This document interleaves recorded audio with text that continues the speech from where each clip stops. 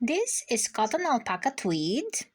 It is fluffy alpaca blend made of 60% cotton, 20% alpaca, and 20% polyamide. A quick disclaimer here. I received this yarn free to try. So this yarn is very airy and light and very warm because it combines the soft warmth of alpaca and the durability of polyamide and the breathability of cotton. It is soft yet very strong because it features a loosely plied chainette structure with a soft alpaca halo and a durable cotton core.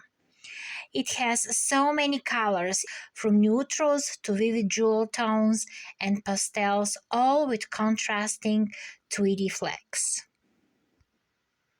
Each ball provides a generous yardage, ensuring an ample yarn for larger projects.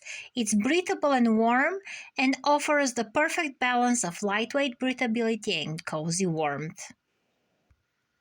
And I tried to crochet a little bit with it and I loved it. It's easy to crochet and it's smooth and will make great crocheting projects with it.